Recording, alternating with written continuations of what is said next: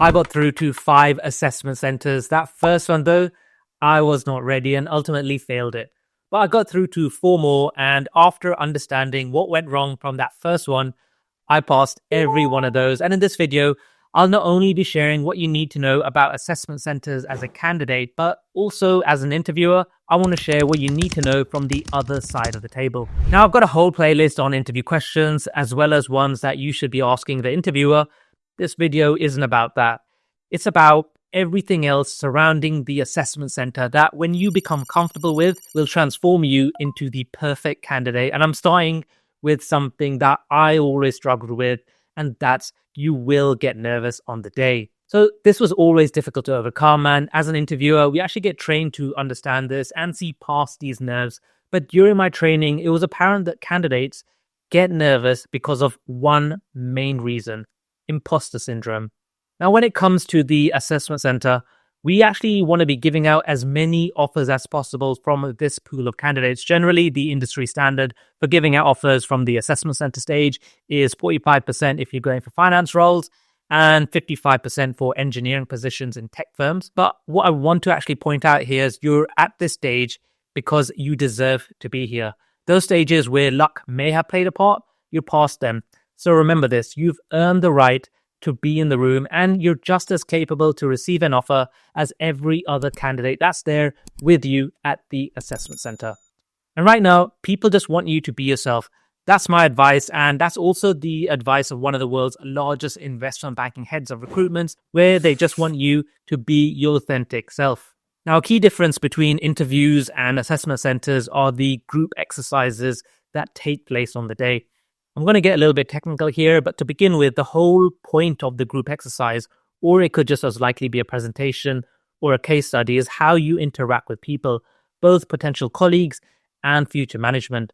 Generally, everyone on the day will be thinking about themselves, but you need to work as a team here. So during group exercises, bringing people on the task, ask them what they're comfortable taking up, from time management to summary notes. Even just saying the phrase, "What do you think?" is a massive deal in assessment centers. What's going to make you stand out on the day is giving a platform for other people to speak. It's something leaders do, and firms, when recruiting, care about hiring future leaders. One area where people do trip up during the case study or presentations is you will be challenged whatever you come up with. Now, being challenged doesn't mean you're wrong. Even the most perfect presentation will get questions. People just want to know that you've thought about as many solutions as possible. So to circumnavigate this, whenever you have a task, have 2 or 3 opposing positions as well, and say what the pros and cons of each ones are. This will show the recruiters that you've thought about the task and your solution that you're presenting to them holistically. So that's the concept of why you shouldn't be nervous and what's also expected in group exercises. But you also have to remember one thing, and that's be there with a purpose. Now, this sounds really straightforward, but make sure you know why you're there. This is all about knowing who you're talking to, the people, the company, the jobs. Again, have a look at the interview playlist I'll put in the description box. But people forget to do a lot of the simple background research when it comes to assessment centers. I do get why this happens. In your mind, you're shifting your focus to prepare for a more task-oriented interview. People forget about the great research they did that got them to this stage in the first place. So don't muck this up now. You've done all the research and demonstrated it in the first 1 or 2 interview rounds. Remember to bring all that knowledge to this final round as well. Now, on the day, you'll likely be doing a couple of activities, and that makes it really difficult to stay focused. One bad activity can ruin the rest of the day for you, and that's actually what happened to my first assessment center. My first activity was an interview, and I forgot some important ratios. I already felt like I failed. When HR gave me the feedback, they actually said the interview was okay, but the rest of the activities I hadn't done well in, and that definitely annoyed me, because if I had just not cared about what, in my mind at least, was a bad interview and remained focused on the next tasks, I would have had a better chance of passing the assessment center. So when it comes to the day, stay detached from the outcome. Try to give everything in the assessment center, but don't think too much about your performance and any implications. This is definitely sounding a little bit hippie, but just pause for a second. The biggest breakthroughs and achievements I found come from when you actually enjoy the process and don't care about the end result. It's the saying of the journey is more important than the destination.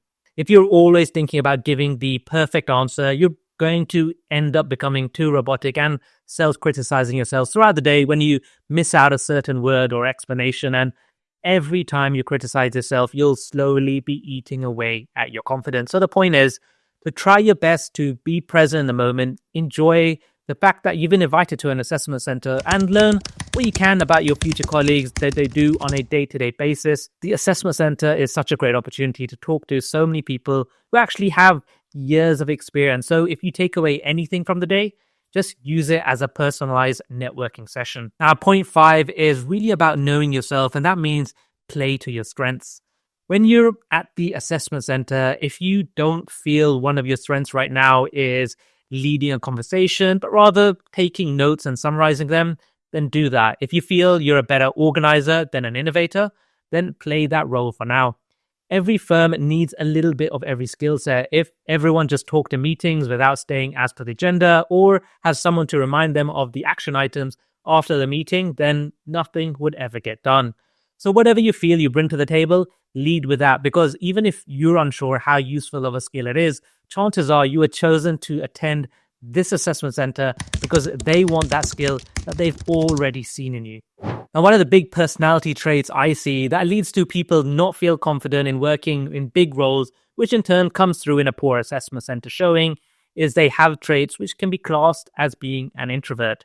Trust me, both extroverts and introverts are needed by these big firms. And if you feel that you have some traits which are similar to introverts, then I've already made a video to show you how you can excel in the workplace just by being yourself, which I'll leave next to me. So go check that out, and I'll see you all in the next video.